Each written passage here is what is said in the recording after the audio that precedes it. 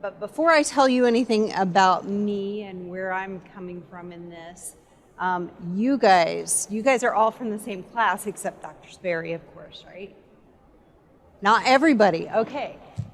So special ed teachers or budding special ed teachers? Okay, gen ed? Okay, what else? What am I missing? What's your background? Oh, a little bit, both. Okay, well good, we need lots. We need lots of all of these things. And I think this is a topic that's appropriate for anyone. I know online we've got some folks joining us as well. I'm not sure who is all on there right now, but some are graduate students in school psychology, because everybody in education, universal design for learning can really be helpful in meeting the needs of all kids. Special ed, gen ed, doesn't matter, right?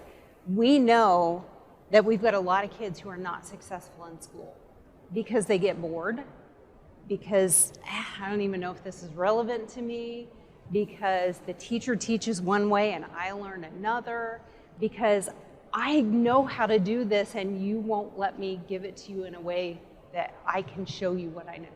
You know, all of those things are difficult for students. And so it really does take everybody in education to say, how can we make this better? How can we make this more engaging for the diversity of learning that's out there?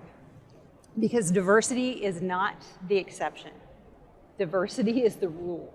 In any classroom, whether you're talking about background, ethnicity, socioeconomic level, disability, not disability, language background, those things are all part of it, but just how we learn, how we engage with things, that kind of diversity, it really affects how well we can get the message across in schools.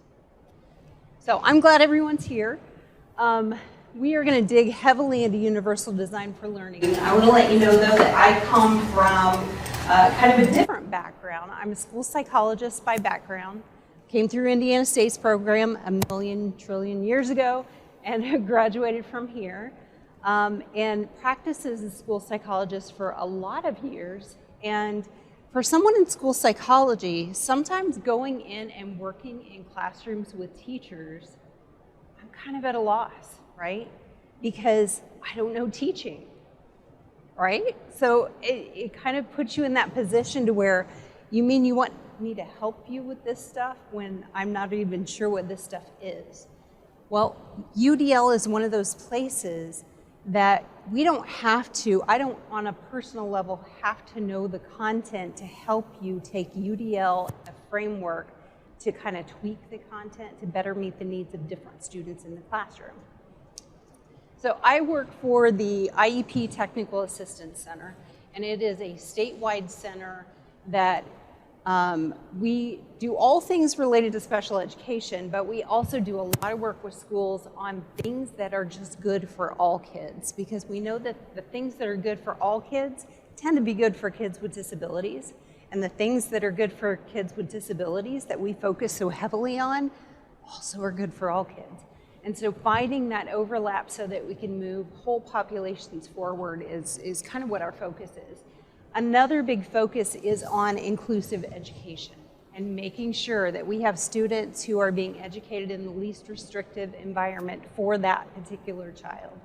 And so we do a lot of work with how can we do this without pulling kids out, if at all possible. So here's what I'm hoping that you'll get out of this session.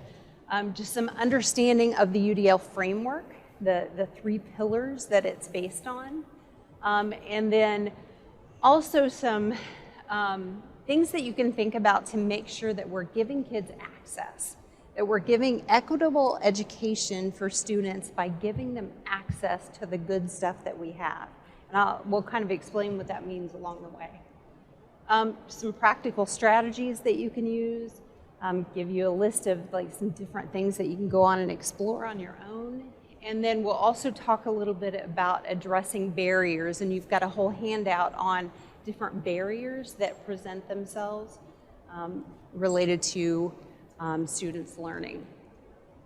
So I want to start just by, I'm going to preach a little bit about inclusion, because again, our center is so passionate about that all kids need to belong. All kids need to be part of things. And inclusion has really, the concept of it and how special education has come about has morphed over the years, right? So if you kind of look at these little Petri dishes, that's what they look like to me, but they look like we've got a lot of germs going on here. If you kind of start on this end, this is what my mom's world was like. So when my mom, who's 70 now, or 75, oh my gosh, when she was in school, students with disabilities didn't go to school, right?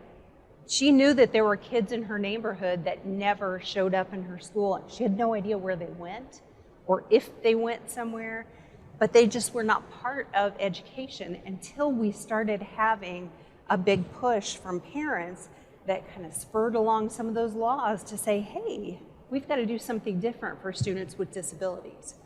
So then this is a little bit more what I saw when I was in elementary school. We had Mrs. Blackburn's room, which was down the hall, and the students who went to Mrs. Blackburn's room stayed in Mrs. Blackburn's room all day. And I don't care whether you were talking about a student with a significant intellectual disability or a student who had some behavioral challenges, come one, come all, and we stuck them in that room. And that's really what special ed was like in the 70s and early 80s, you know, when I was in school. And then things got a little better, right? So we're always pushing to do better. And as we started to do better, we started to say, hey, let's come in the classroom. The problem was we were still seeing seclusion within the classroom, right?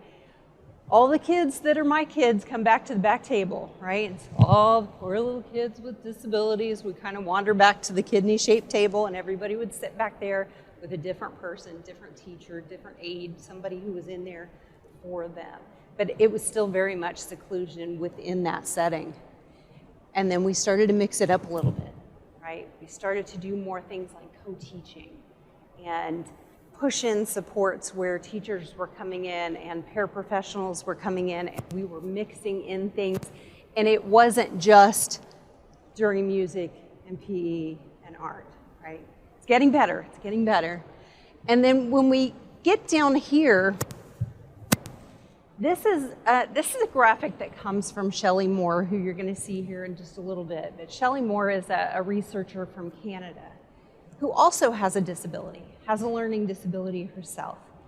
And as she started really thinking about what inclusion is like, when we look at this, my first thought when we started seeing these graphics was, this looks pretty good, right? We're mixing it up. But we still have this concept of green is good, green is normal, and if you're anything but green, yes, you're mixed in, but you're different. And what Shelley saw was that, you know what? Everybody's different. This isn't about gen ed and color dots or special ed. It's about every single person in the classroom, no matter what your eligibility or not, or whatever hat that you might wear, everybody learns differently. She kind of took it one more level, which is what this graphic is. And this really represents that even within those individuals, everybody's got strengths and weaknesses, and sometimes this kind of looks like Trivial Pursuit pieces, but sometimes in certain situations, something that was my strength is no longer my strength because the content changed, the environment changed, I'm having a horrible day, you know, whatever that is. This is some massive learning diversity. And so this is where UDL really comes in to say, this is what you got in a typical classroom. Any given classroom in your elementary, middle, high school, you're going to see some incredible diversity in learning. So what do we do with this? How do we capitalize on this? So I want to clarify some key terms kind of before we start, because I'm going to start using a lot of abbreviations and I want to make sure that you know what I'm talking about. So we are going to be talking about universal design for learning a lot, which is a big, broad framework of adapting things for choice. I'm going to compare that just a little bit to differentiated instruction. So I'll be using DI on some of the slides and explain what that is here in just a moment. Specially designed instruction, that's what we do for students with disabilities. And then SE and GE for general ed, special ed, or general educator and special educator. So again, I just wanted you to have that so that this will make sense kind of throughout. So let's start with just comparing the three big things. With UDL, this is what we do for everyone. When we use universal design for learning, it's in our planning ahead of time. So, for example, I teach a class here right now. I don't know the students that I'm going to get until I get them. But as I plan my course, I'm thinking about, okay, I've taught this course before. What do sorry, you guys aren't kids. What do students typically struggle with this content that I'm always teaching?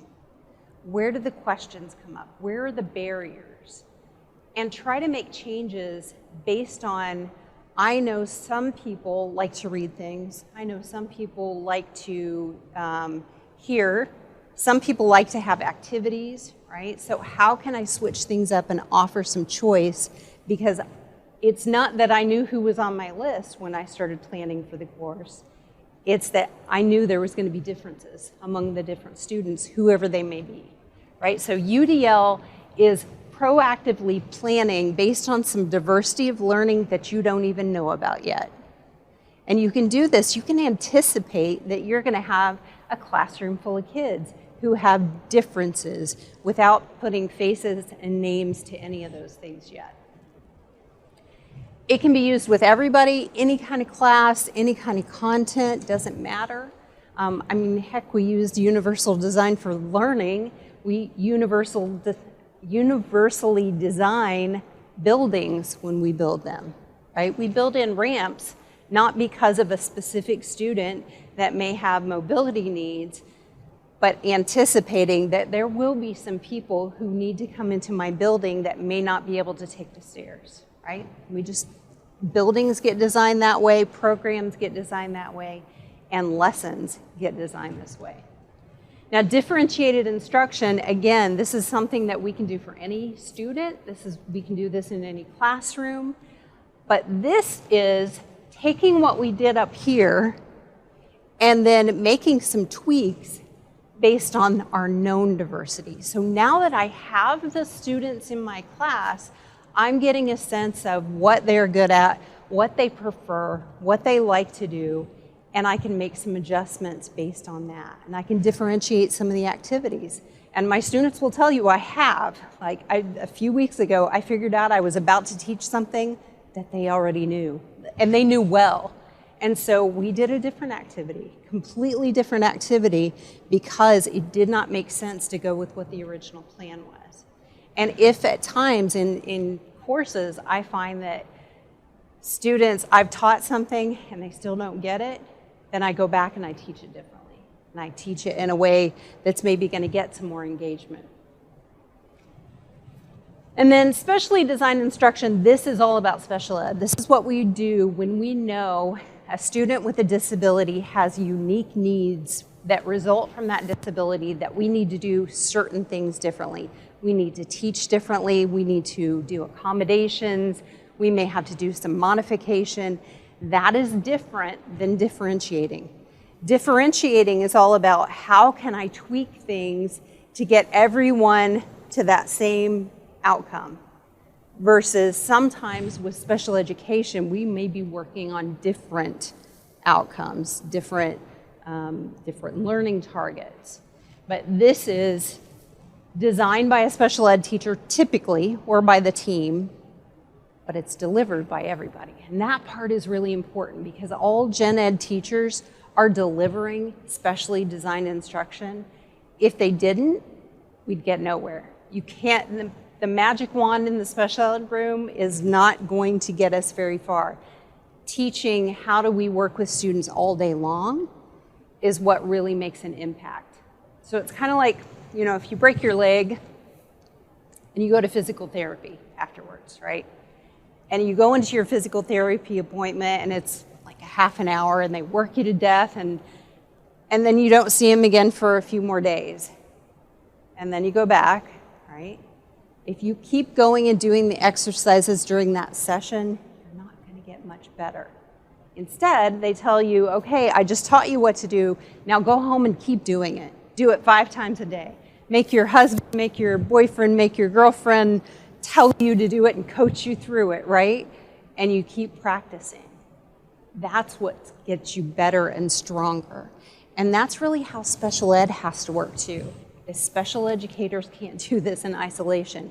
But if we can spread that message of, here's how we do it, we've got it all set up and designed. Now everybody take part in this all day long, reinforce that same message, that same skill. That's what's going to pull kids forward. And I think this is really what I just talked about.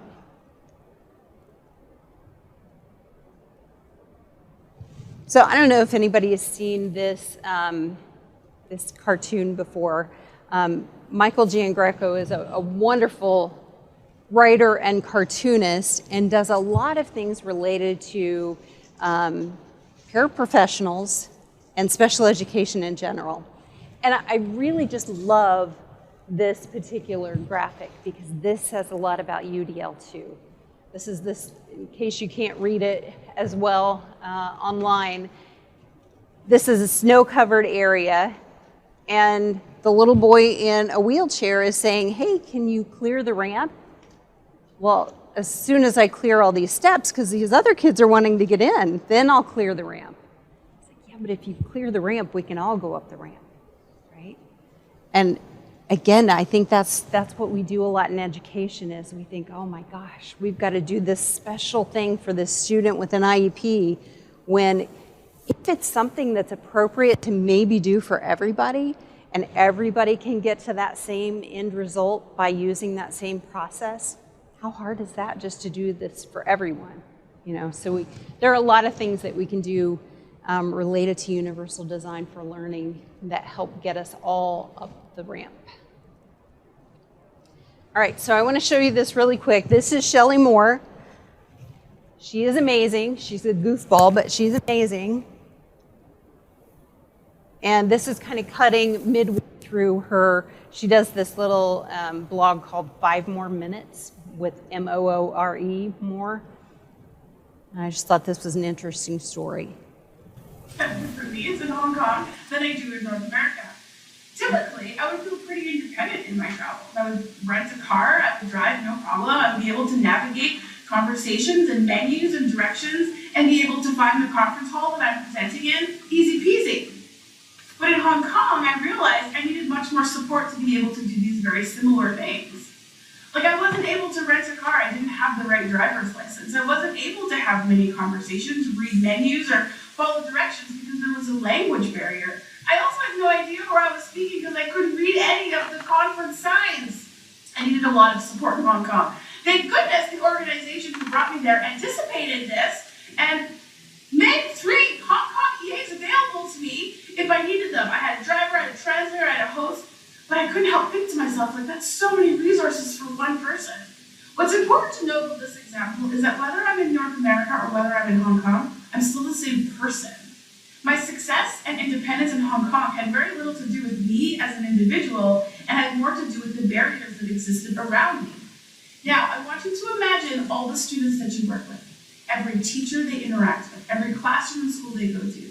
I want you to think about all these different contexts as possible different countries. Students are the same regardless of where they go. What changes is the context around them, and every context is going to have more or less barriers that can either support or limit success. So how do we support kids this way? Well, first of all, we have to anticipate these barriers, which means we can't wait for students to not be successful. We can't wait for them to fail. Second, we have to stop putting all of our resources into trying to fix individuals. If we move away from this kind of student diagnosis and intervention as the first strategy, it allows us to assess the environment and the context first to find out what's getting in the way. Because the big idea here is this, my friends. The more we support a context to reduce barriers, the less individual resources a person will need to be successful.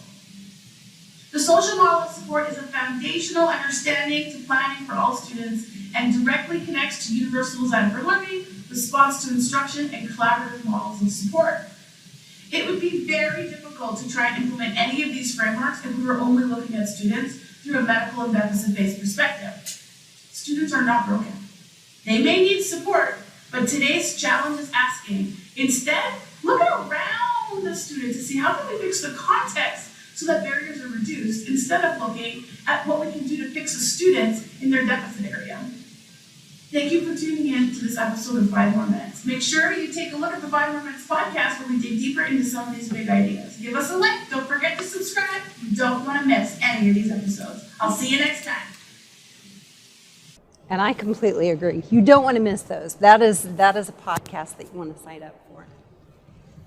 Okay, so UDL overall, it's not like a set of activities or anything like that. It really is a framework. It's a way that we look at things so that we can make changes.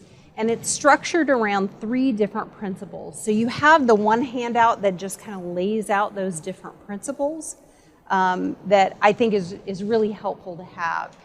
And what they do is help us to think deeper about what we're doing to make sure that we're building in good opportunities. Now, before I even start digging into this, I want you to understand that there are all these pillars and there are the checkpoints and there's all this detail in there about here, and think about this, and think about this, and think about this. You don't have to think about it all at once, right? The idea is that you're taking a good broad lens look at this so that you can decide, where do I anticipate there might be some needs or challenges, and how can I build in some different opportunities? Not to say that you've got to have something for everything there, because that would be the lesson planning nightmare. Like, there's no way to do it that way. You're always looking at, what do you think you need? Okay, so again, it's a framework rather than like a package or specific things that you do, and it helps us to remove those barriers for all kids, disabilities, language, and you'll kind of see some examples along the way, and just kids who maybe aren't so motivated by your topic. I mean, you guys are in undergrad, most of you? Okay. Undergrad, I do not remember super fondly, right? I didn't go here. I went to IU. But I remember having to take so many classes that I did not care about, right? If y'all go to grad school, you're going to love it because you're suddenly going to be taking things that you are totally interested in. Like, every class is something that you're going to think, oh yeah, I need that and I need that. But in undergrad, I took bowling. I took programming in Turbo Pascal. I don't even know if that exists anymore, but it was terrible. Oh my gosh, I can't even tell you the list of courses that I took that I basically just sat through, studied enough to get the grade, and when it was done and on the transcript, I'm like, I will never even think about that concept again. I'm not going to use it, right? It's hard, and when you think about kids in school, they don't even have the conceptualization of, ooh, I can see how this might be helpful to me in the future, right? At least you guys are able to parcel that out. But we have to do that for kids, right? So here's what the 3 frameworks look like, and these are all based on those 3 pillars. So one idea is that we should have multiple ways to engage students, and it's accessing the whole why of learning. So when you have kids that say, now why do I need to know this? Why should I be interested? Why should I care? All of those things are about, how do we even get the engagement? how do we get the hook? Multiple means of representation is about the what. So this has to do with, we have different ways of getting material into you, right? And it's not that anyone has, I mean, we used to base a lot of things on your learning style, and that's kind of been debunked. That's not really a valid theory. But we do have learning preferences. We have ways that in most situations, we tend to prefer to get information. I would rather listen to, I'm an audiobook person. I don't like to read books. So I'm audiobooking, every time I'm traveling somewhere, but I will not just sit down and read for pleasure. But if I'm going to learn something that is scientific, I need to read it. And I know I need to read it. So sometimes your preferences change based, again, on the context, on the complexity of the material. There's some things that you absolutely want to be hands-on while you're doing it, as opposed to just reading about it, watching it, learning it. You need to actually touch whatever it is that you're doing as you're doing it.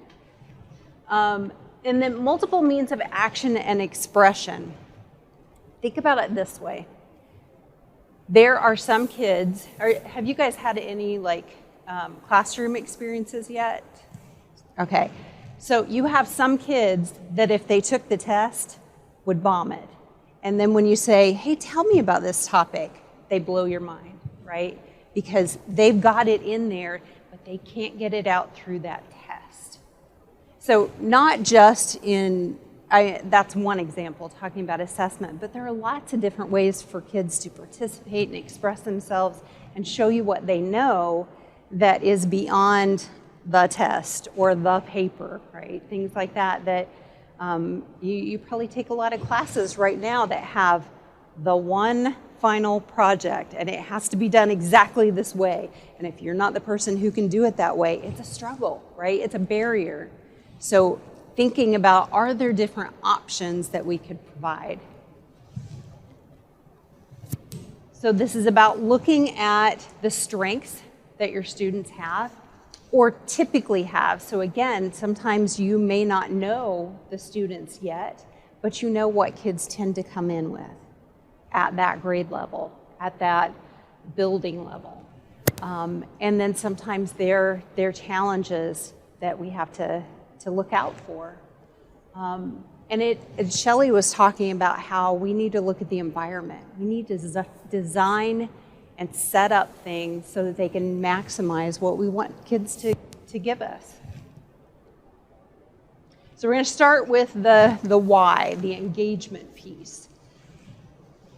As we look for multiple ways for students to interact and engage with material, to me it's kind of like fishing. So anybody ever been fishing? What do you use for bait when you go fishing? Worms? What else? You. Yeah. Go ahead. What else?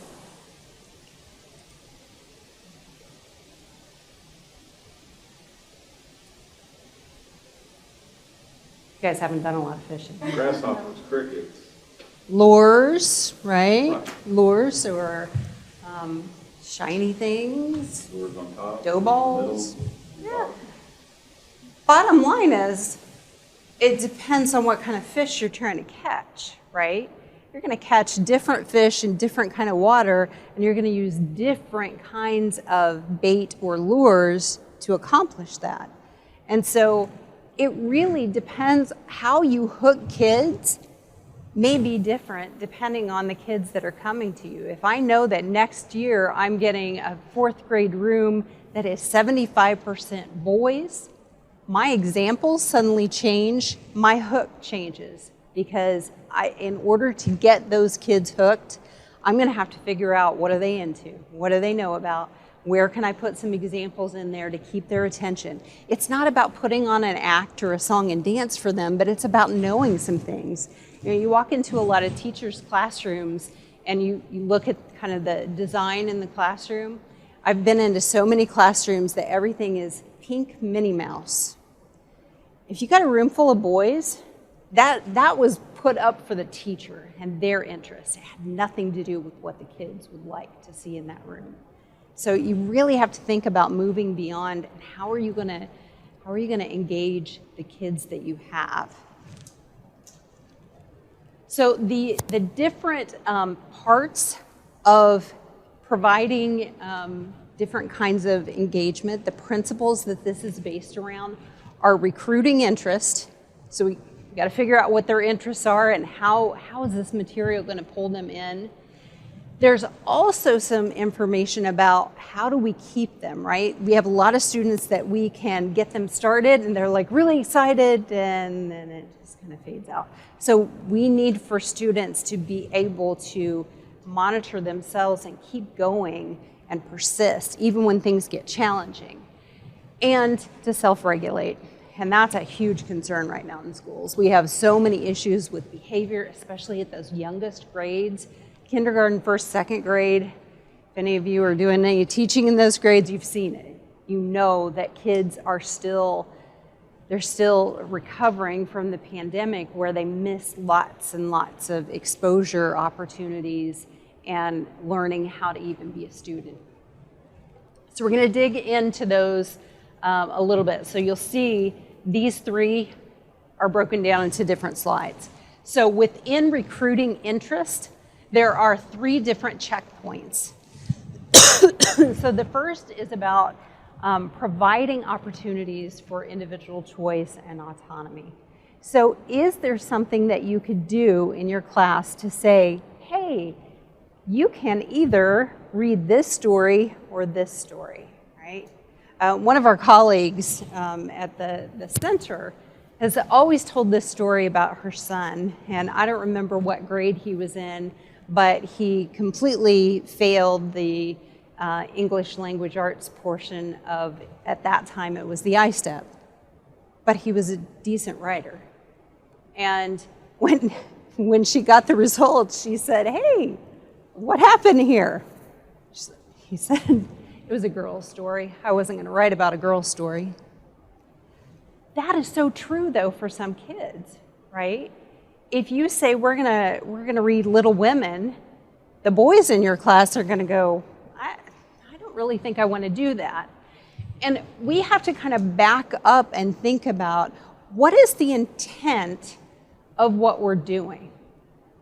Our intent would not be for the class to have awareness of Little Women, and we're looking for probably some themes in the story, for them to understand characters' perspectives, all of those things that we're trying to teach.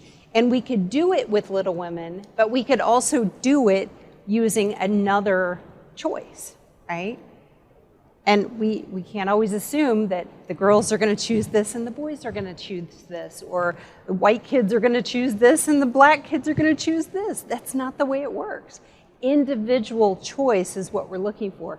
And when we provide those choices, we see kids gravitating to things that they are interested in, which is what pulls in that motivation. We also have to make sure that we provide opportunities for them to understand how this is connected. It has to be authentic. It has to be real. And we have to be able to say, hey, this is important because, and we do that a lot of times by tying in some understanding of those learning targets. This is going to help you do this. I always felt like I did a really good job as my daughter was growing up with explaining, why you need to know addition, why you need to know subtraction. When we got to fractions, I'm like, well, let's talk pizza, right? We start talking about how it's important to know this, or recipes, and you can tie in those things. Till we hit about Algebra 2, and I was lost. I had no explanation anymore. And I think once we hit that point, we have to tap into our content area specialists to say, help me with this. Help me to be able to explain how they're going to need this, all of those kinds of things.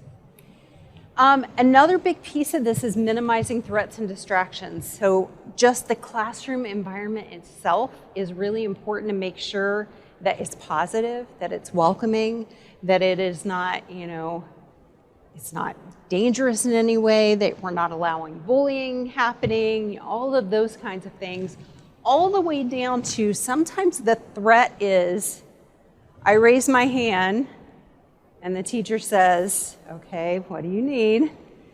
So, well, I don't understand this. And the teacher responds with, were you not listening? That's threatening.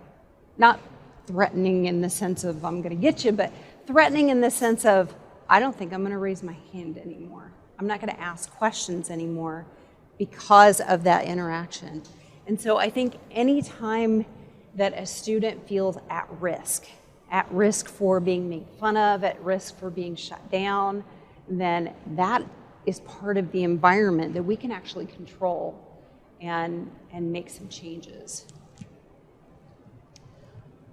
All right, within effort and persistence, the different checkpoints there, again, making sure that we really emphasize those goals and objectives. And I think an important thing is not just, I think a lot of classrooms will say, we expect that the standard that we're working on is going to be on the board. Quite honestly, standards are meaningless to kids. They are. It's not really about the standard, it's about the specific skill that I want you to walk away with.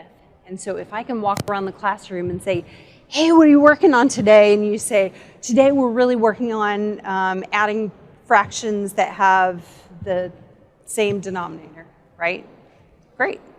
You know what we're working on. And if everybody knows what we're working on, or they can say, well, by the end of this classroom or class period, I need to have 3 topics, three potential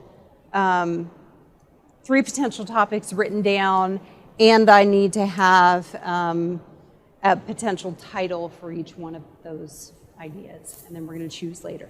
They just being very, very clear about what it is that we're looking for helps me to stick with it as a student. Varying demands and resources to optimize those challenges. Sometimes we need to have the availability for somebody to choose something more difficult, right? We know if kids are bored, we see behaviors. So we want to make sure that we provide some different opportunities when we know those are needed. It's not needed for everything, but there are some things that we know that we have kids who've already got it, and they need something different. They need to stretch. And then setting up a situation where we can have collaboration and community within the classroom, having morning meetings, having circle time, having your desks not be in perfect rows, right? Any of your classrooms still have nice, perfect rows? It's really hard to do much group work and partner work when you're in rows. I mean, it's fairly archaic, and it really does not foster this. And then with self-regulation, we need to make sure that we have that mindset, that we have that growth mindset happening in the classroom. The kinds of feedback that we give help promote motivation. You know, I know you can do this. I know maybe you're starting at point A and we're hoping for point B. We're going to keep pushing towards that. Giving opportunities to make mistakes without penalty. You know, if we really believe that mistakes are learning opportunities and that they're going to keep us growing, it's so much safer for students to be able to do that. Sometimes we have to not only facilitate, but sometimes go back and teach coping skills and strategies. And again, this is not just about students in special education. Sometimes it's about maybe teaching one of your fellow teachers how to do some good coping skills. But making sure that those things can happen. And we could teach kids coping skills, but then when they need to use them, we don't give them a break to use them or the opportunity to do something in private, right? If they have to back away and do some deep breathing, I probably don't want to do that with all my classmates staring at me. So we have to be able to facilitate that and make that happen in order for them to be successful. And then using some reflective kinds of pieces. You know, having kids think about, you know, what did I get out of this? What did I learn from this? All of those kinds of things that we can build in can be helpful. All right, so some specific kinds of strategies. I thought this might be a little bit easier to understand. So giving some choices in seating. I've been in classrooms, and I'm not talking about ball chairs for everybody, right? That is a nightmare. But you have a few kids that may need a ball chair or a bumpy cushion or a bar stool to sit on so that they can kind of stand.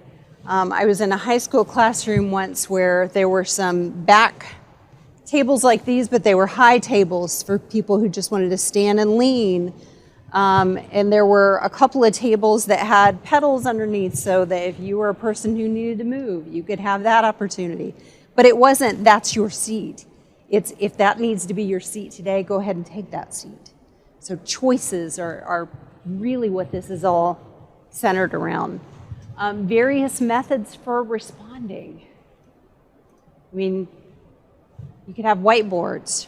You could have a Kahoot going on. You could have, that I'm going to write down my answer and pass it in. We could have a snowball fight. Have you guys ever seen a snowball fight? So a lot of times kids don't, not like a real snowball fight, but a lot of times kids don't want to read their own answer. So if you have everyone answer, crumple it up. Now we're going to have a snowball fight. Now pick up a snowball, uncrumple it, and that's the one you're going to read. So you're not reading your own answer. It provides different ways to give that input. Different ways to check for understanding. And again, you can do some of that through the electronic stuff, like doing Kahoot or anyone familiar with Plickers? So Plickers is free, and Plickers gives these, you can print these, they kind of look like a QR code on cardstock.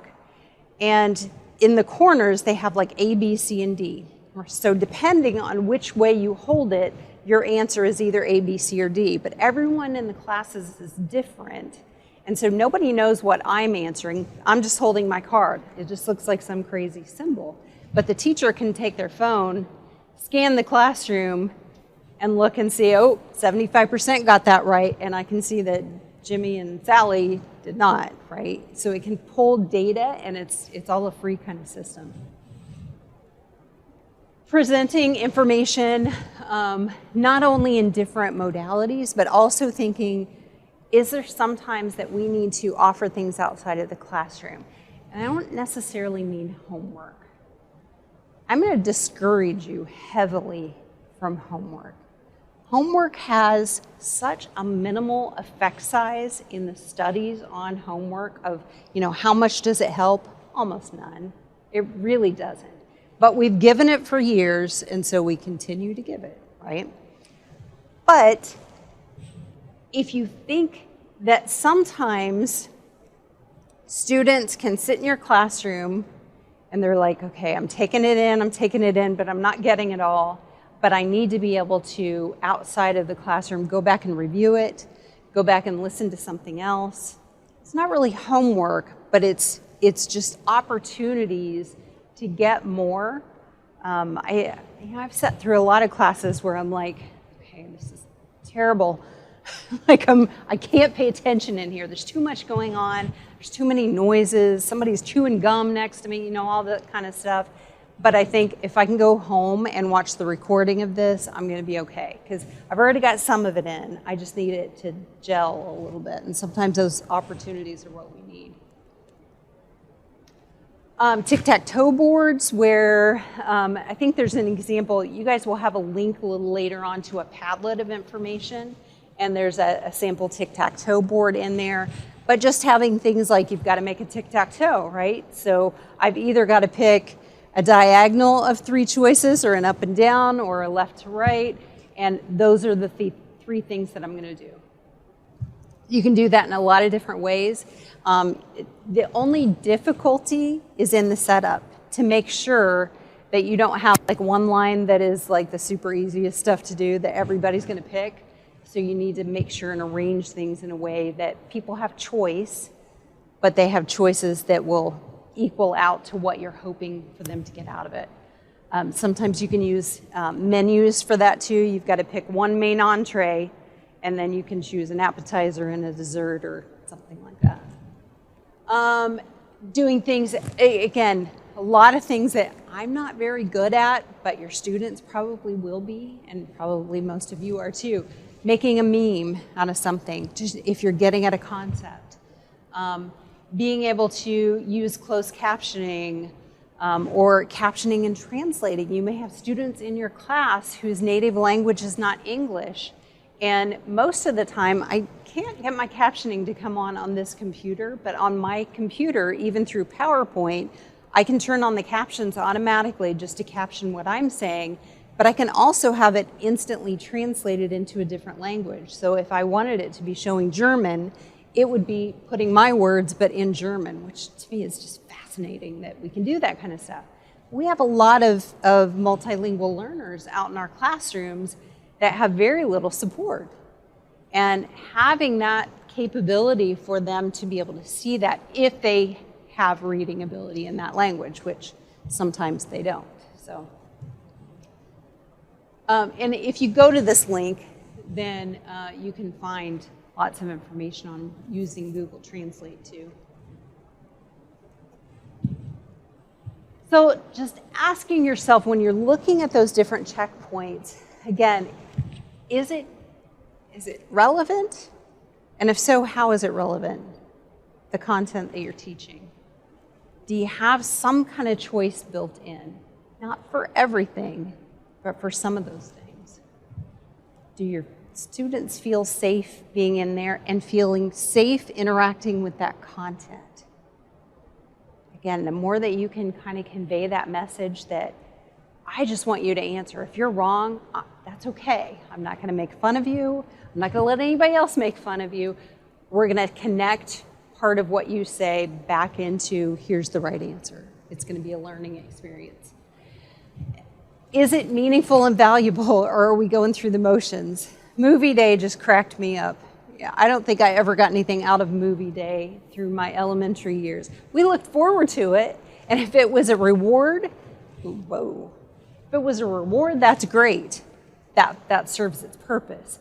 But to say that, you know, you're going to watch this movie and it's going to be part of the learning when it's really not teaching you anything is a totally different thing. This is a hard part, and this is what you're going to find not only with some of your students with disabilities, but just some of your typical students, is especially as they move from grade to grade, they may or may not come with what you're hoping for as far as previous skills. And so if you know ahead of time that you've got some students who are likely going to struggle with a task because they don't have some of the previous skills, then building in opportunities to teach those skills first is going to be helpful, because otherwise they're not going to get there. And if they don't have the skills, they're not going to engage with the task at all. And do you have high expectations?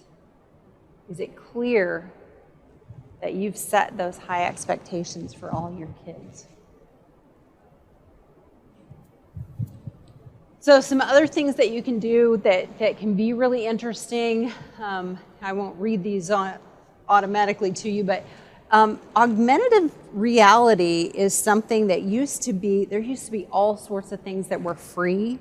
I don't know if you've ever used any AR stuff, but you know, they would have things where you could print out a coloring page of a bird and you would color your bird, and then you would use an app on your phone and it would make the bird come to life on your phone. They're really cool things, where color a human heart, and when you go through the app it shows it beating in the colors that you've drawn in.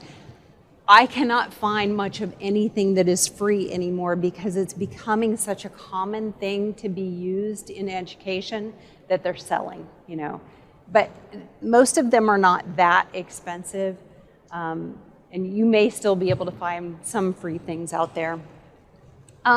Getting to know your students that's hard sometimes. I've done things like student interest cards before. Just depending on the age of the student, you obviously have to adapt what you do. But I've done things like, say, you know, for fifth graders, okay, tell me your favorite movie, tell me your favorite, because you're gonna get inappropriate stuff. Just know that ahead of time. What's your favorite color? What's your favorite candy? Do you prefer pizza or burgers, you just go through things like that. But then also getting to know a little bit more about them. What do you do after school? Do you take care of brothers and sisters? Do you have a job after school, for some ages? Those things tell you a little bit more about, okay, we've got some challenges here that I'm going to have to work around, like the homework issue, right? If you've got a kid who is going home every evening and taking care of siblings until mom gets off work at 10, who's getting their homework done? They're not. So finding ways around those kinds of things can be helpful. But the more you know your students, the more you can build in those references, the more you can use pictures and examples that make sense. I don't understand some of the things that younger kids are into. Like some of the cartoons, I'm like, I don't even get it. But if I know about it and I can make a reference to it, you got them. You're hooking them right then. So I don't have to care about it to use it to my advantage as far as engagement. All right, I'm going to have you listen to this really quickly. This is just talking about barriers specifically related to engagement. And you guys have that barriers packet that goes over a lot of this stuff. So you may want to pull that out just to kind of look at it along the way.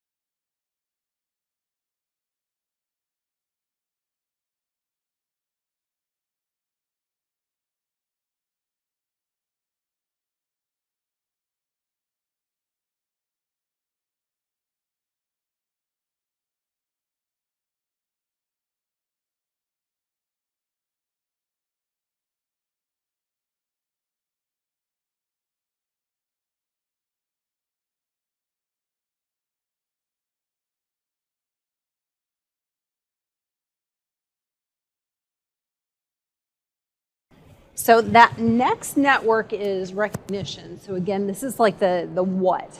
How are we going to get things in?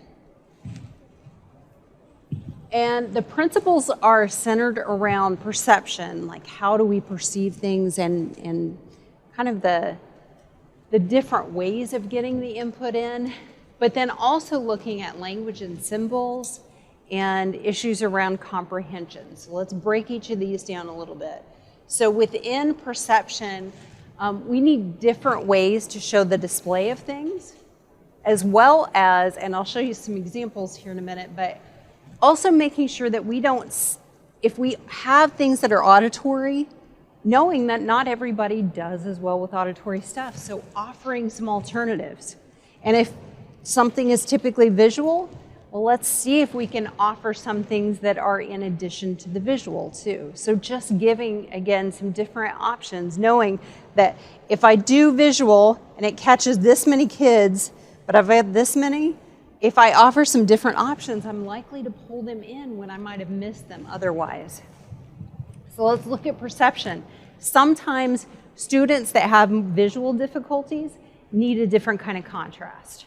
So it may be a matter of, I like my pretty slides, but if it's not going to work for people, like if you can't read them well, then it's not going to be helpful. So if I have to do something different, even though I don't think this is very pretty, if this is better and I have students who are really struggling with the visual aspect of it, I'm going to offer it differently. It also could be that I want to emphasize things. So switching up how you do things to, make something bigger because I really want to focus in on this one. Or highlighting things, color coding things. Any of that is part of how do I get this in and make it relevant for students. Setting things up differently. I'm getting a little bit better about using the design feature in PowerPoint, just because I get really boring with my slides, right? And every now and then, your brain just needs for you to switch, right? You need to switch to how you're thinking about something else. Within language and symbols, sometimes we have to clarify things.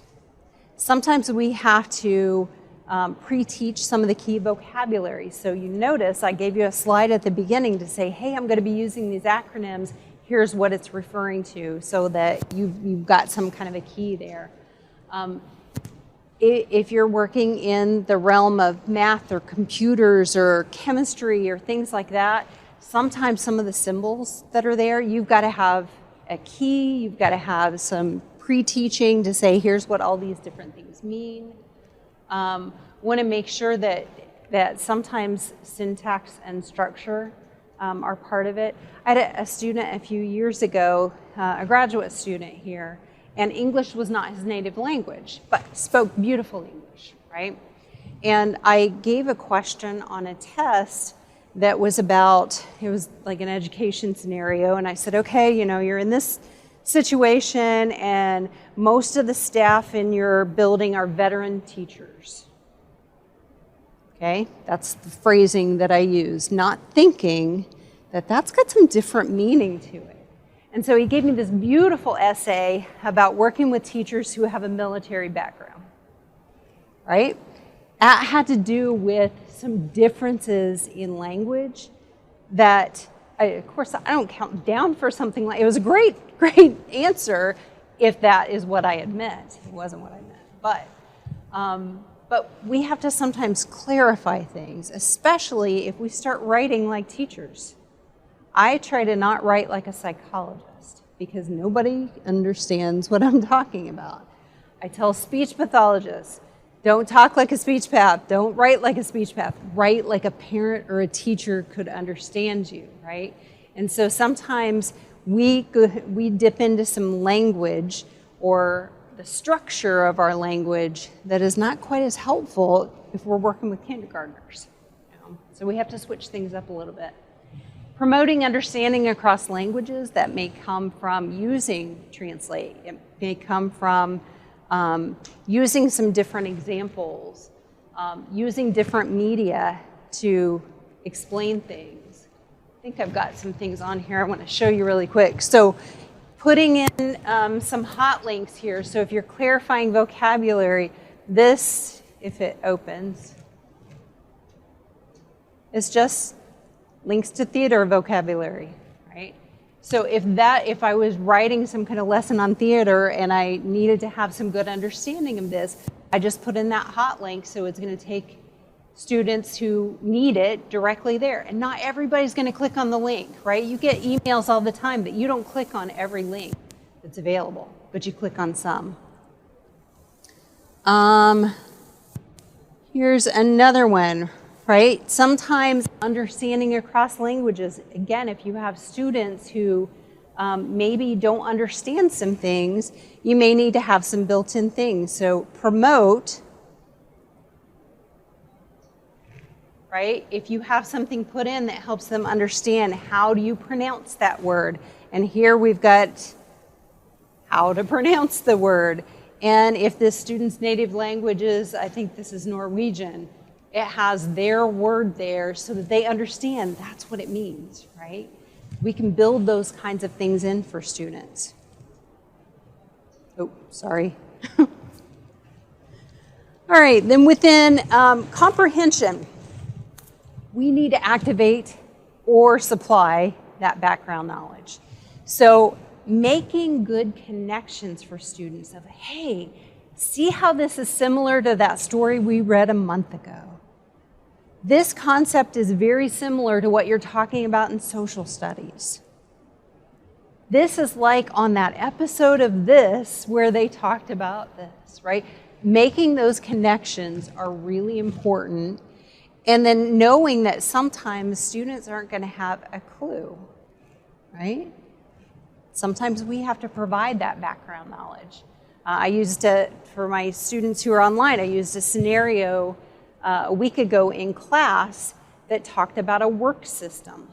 And a work system is something that we sometimes use with students who have autism.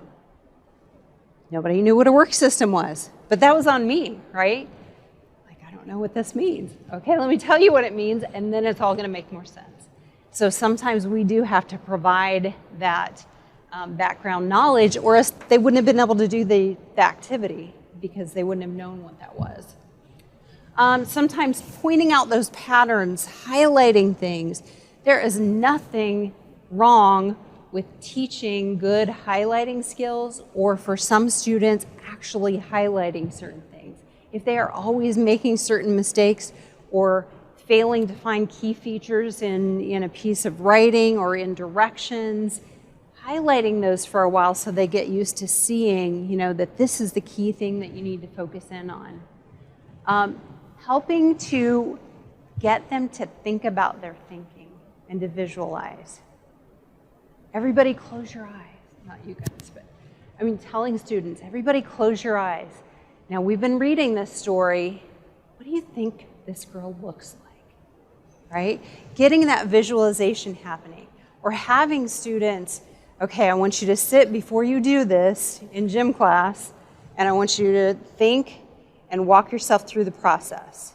Now we're going to do it, right? But teaching visualization, teaching for them to think about the steps in a process.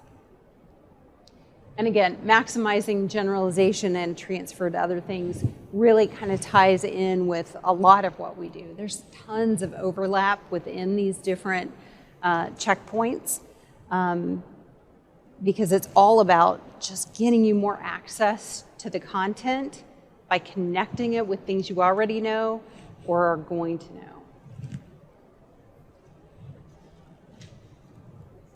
So questions here. Again, do your kids have what they need already? Are you going to have to fill in the holes there? Are there things within your student group or your anticipated student group that might be a barrier related to their language, their culture, their background?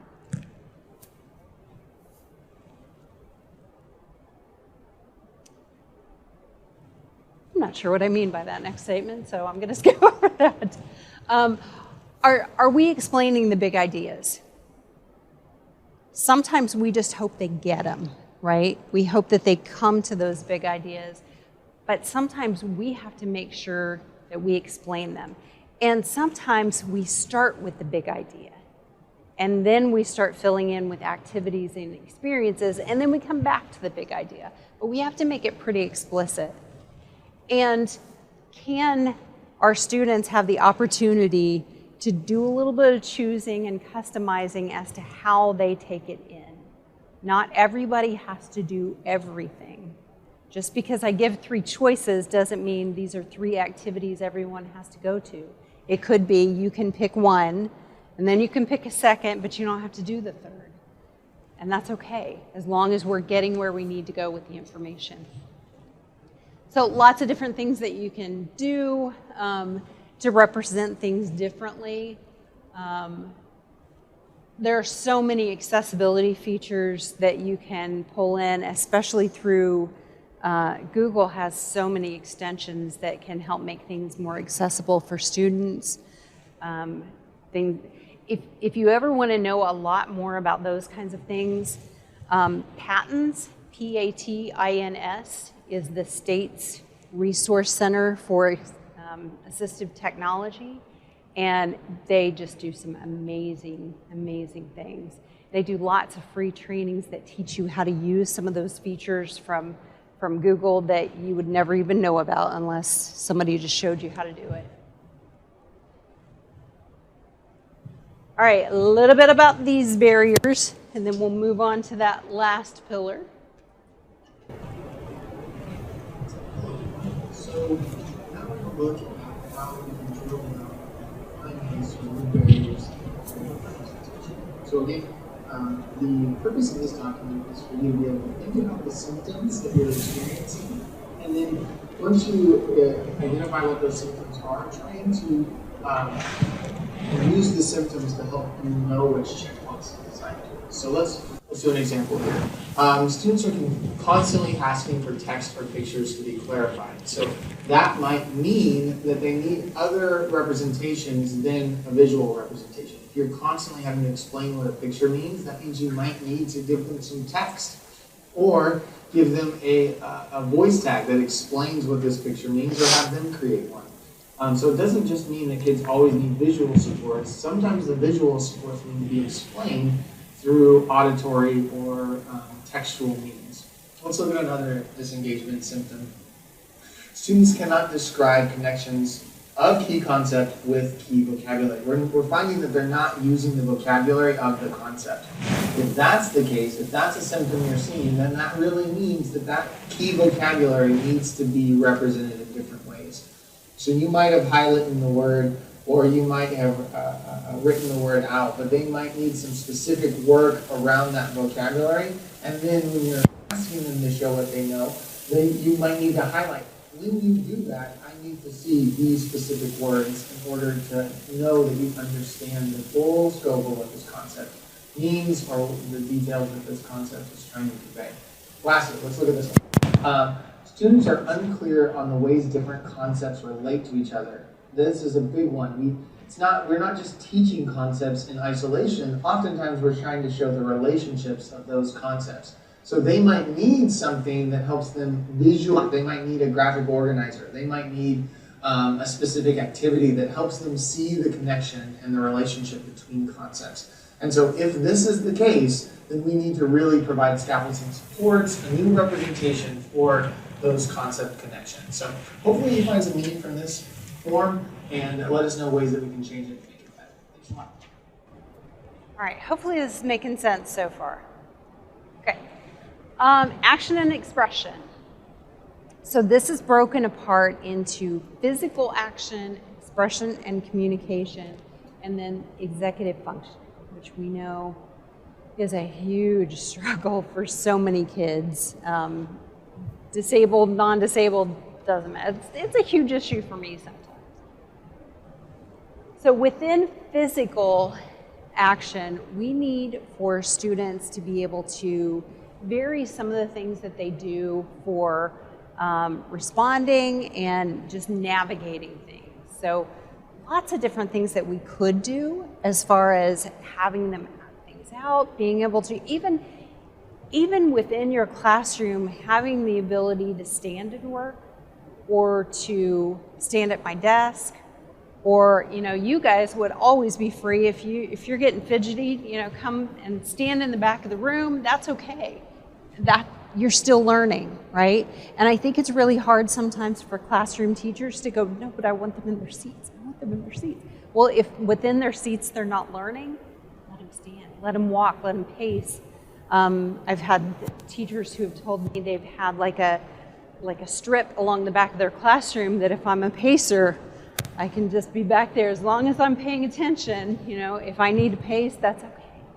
Get that energy out. It may be that I need to physically interact with things. I need to physically show you something as opposed to just telling you, or, and this is a struggle for a lot of kids, writing it out. Writing it out can be really, really difficult. But if instead of writing it out, I can voice record and show you. I can videotape myself telling about it. Lots of different ways that we can do that. Anytime that we can use good assistive technology, this can help make that happen as well. And there are so many different apps out there to make this happen. I'll show you one here in just a minute. Lots of different ways that we can communicate using different methods, whether or not we're using online sources, whether we're using apps, whether we're using good old-fashioned tape recorder. I mean, there are so many ways to be able to tap into tools for communications. You will sometimes have students who do not verbally communicate, or sometimes cannot. They may have communication devices. They may have picture boards that they can use to be able to communicate things. That's valid communication. So making sure that we are using any of those opportunities. Also thinking about how do we put things together? How do we use different tools to be able to put things together for students so that they can make meaning out of things? Allowing them to construct things, allowing them to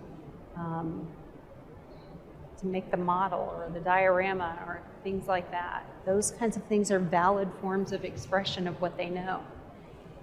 And then making sure that we have, that we put in the supports that are needed for students to be able to be successful, but we also think about at what point can we start to remove some of these things? At what point can we start to remove some of the scaffolds that we had to put in place in order for students to be successful too? They need to get to the point of fluency first. They need to get to the point of, it's like when kids first learn to ride a bike, you've got the bike seat, right? And you're right behind them. And then at what point can we kind of let them go, and then they fall, and they cry, and then we get them back up, and we get going again. They're not fluent yet just because they could ride a little bit without you. But at one point, they will be fluent, and they won't need that kind of support anymore. And then we can back those things down. We can take off the training wheels, all of those kinds of things. With executive functioning, this is, again, what a lot of kids really struggle with. And part of it is executive functions as a whole covers a lot of ground, right? So this really doesn't even hardly break the surface of what we're talking about with executive functioning. Planning, stopping when you need to stop, goal setting, maintaining your attention, prioritizing. There are so many things involved in this. But if we look at how do we guide goal setting for students, it's not just about us setting goals of we want you here, because we do want you all here. But if we're talking about individual goal setting, how can we teach kids to set appropriate goals? How can we help them with strategies? Not just you get this done by this date, but what's your strategy for getting this done? Because for some students, it's going to be, well, what do you mean? I just get it done, right? And that's probably the way a lot of you work, is you've been successful. You're in college, so you had to have had some success along the way of getting things done and performing. But for some students, they don't know where to begin. And they may need to set those, well, by this date, I'm going to have this done. And then by this date, I'm going to have this done. And I really need somebody to check in with me along the way. It's going to be different for every student. Figuring out how you're going to manage your resources. You're going to make sure that you've got what you need, you've got the time you need, all of that. And then also thinking about with progress monitoring students, and we're not just talking about formal progress monitoring that we would do as part of something in school. If we're going to give you a Dibbles assessment or easy BM or something like that, but really keeping up with things so that it's not just the end of the 9 weeks you get your A, B, C, D, or F. We're monitoring along the way what's your progress look like, and making sure that students start to learn how to manage their own progress so that they can see, oh my gosh, I'm way behind, I need help. How do I ask for help? I have to go to another kind of skill, right? All of those things are good things that students need to know. So as we kind of think of this, especially when we're thinking about the action and expression piece and kind of that output end of universal design for learning, if we use a backwards design, we're thinking about those end targets first. What is this going to look like? What do I want them to get out of this activity? break it apart into the pieces of that. What do the sub-goals look like? Here is where we're thinking about assessment. We haven't even taught this yet, but we have to be thinking, okay, if this is what I want the learning target to be, and here are the pieces of it, how can I assess it? And again, thinking beyond that everybody has to write the 10-page double-spaced paper with APA format, and right, there's more to it than that. If what I want to know is, do you understand these 4 key concepts? Could I do it in a way other than a paper? Or is it just because everyone's always required the paper that we're doing the paper? So thinking beyond that. Then we start to design the instruction that's going to get us there. And we start building in ways to reduce those barriers. So we think about it kind of in a backwards way, starting with those learning targets. All right, so questions again when you're here at this point. Do we have the stuff that is needed to even do this, right? Can the students physically respond to certain things? Do they have the motor skills to do it, right? You're going to have some kids in your classroom that if the activity is cutting and pasting and drawing, and you have some students that don't have the motor skills to do that, well, then how are we going to switch what we do? What do I want them to get out of it? Because a lot of times, you know, you'll be in an elementary classroom where the activity is to cut, to color, to paste, and then to put things in a logical order, right? Really, the intent of that activity is all about, can I order things in a sequence? So for the student who can't cut, could we just cut it for them? What if they can't cut, paste, or draw? Does it matter? Can we just have them ordering things? Can they tell me what to do and I do it? You know, there are a lot of different ways to go about it, because again, if it's not about the motor skills, don't let the motor skills get in the way of what's going on. Do they have some choice in how they respond? Now, I warn you, the pushback that I normally get from teachers on this one is, yeah, but if I give them the option of the recording themselves telling me about something versus writing versus constructing a model of it, they're never going to do the writing because this kid hates writing. Like, well, your choice doesn't have to always include something else. You could sometimes require the writing. That's okay. It doesn't have to always be a choice. Or a lot of times what we do with students is, okay, you had these 3 choices, and we're just going to tell you we're going to have 3 different activities over the course of the next month. So the first time you're going to have 3 choices.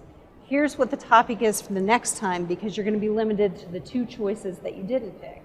And then your last one, you're going to be picking the choice that you probably don't like the most. And here's what the content is. And that way they can have some informed choices about what they do. But you don't want to completely have kids opting out of things that they don't like, right? That's how we grow, is doing some of those things.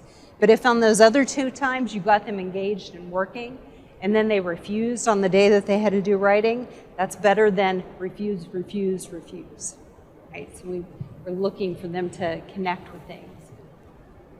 Do they have or do they need some support with executive function? Do they need help with that goal setting, with that planning out things, with creating those different checkpoints along the way?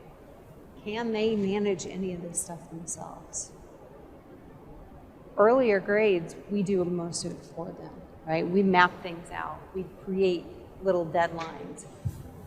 We have step 1, and when you're done with step 1, come see me. You know, we map that out for them. So lots of different things that you can use, and you'll notice these are overlapped, right? These are things that you can use that have to do with engagement and have to do with the input part of learning too, but there are lots of different tools that are out there. I looked up a lot of these things to see, are they still around, like make-believe comics. You can create your own comic on this site, and it's for free. You get to pick your characters, you get to write the story. Lots of different things that you can do to help organize things. Google Keep, I believe, is something that you can set up so that you can just, it's like a note-taking feature for you to capture things that you want to keep in Google. Again, lots and lots of really easy stuff to learn how to use that students can use, as long as they're allowed on their Chromebooks or whatever computers they have. Because sometimes there are restrictions within the schools about what they could potentially download. Just show you this really quick. This is a student who was using Apple Clips to explain division. So, you know, a lot of kids, when you say, show your work, they're like, I can't really explain it. Or why is this the answer? I can't really explain it. But if they can do it verbally, sometimes it makes a difference. Hi, my name is Noah Thompson. Today, our thing is division. Our division problem is 9 divided by 3. 9 minus 3 equals 6. 6 minus 3 equals 3. 3 minus 3 equals 0. How many times did you subtract 3? 3 times. So 9 divided by 3 equals 3. Yeah. So not necessarily what you would expect as far as an answer, but she showed that she had an understanding of multiple subtraction to get there. All right, I'm going to skip this one just for time's sake. Same kind of concept of looking at the barriers for action and expression. So you can use the handout to kind of see what to do with that. And you also have the barrier flow chart too. So let's talk just a little bit in our last 5 minutes or so about getting started. Now, Jennifer Pusateri is a researcher, and she does a lot of things related to universal design for learning. And she kind of looks at typical classroom teachers and where they are in terms of the UDL framework. And I'm telling you, if you walk around the state of Indiana and you go from school to school and say, tell me what you know about UDL, you're going to have a few people that know a lot. You're going to have a handful of people that say, I've heard this. I'm not really sure I know a lot about it. And then you're going to have a whole lot of people that say, UD what? They have no idea, right? Is really not taken hold in the way that it should in education. It needs to, very much. But as teachers start to use the framework during their lesson planning, they kind of range from being skeptical in the first part of, come on now, you want me to what? I have a hard enough time getting my lesson plans done, let alone trying to make some adaptations. To cautiously hopeful, to exploratory, they're getting in there, they're learning more, they're finding out about things, starting to use things in emergent, to being more proficient, to moving towards being an expert. So a whole continuum, right? And you're just always looking at getting a little bit better. So this is where most teachers need the most support. So once they've moved off of skeptical, right? And they're like, maybe we could do this. From there to emergent is where teachers need the most support to say, here, let's show you how to do this. Let me give you some support with this.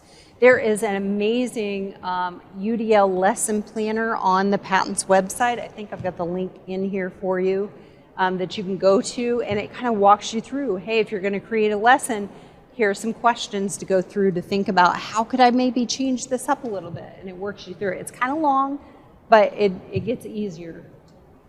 So if you use kind of that mindset of +1, meaning what I did before, I'm just going to get a little bit better. If your goal is that you want all your students to be able to read an entire novel, right? And then last semester, you had students reading books to themselves.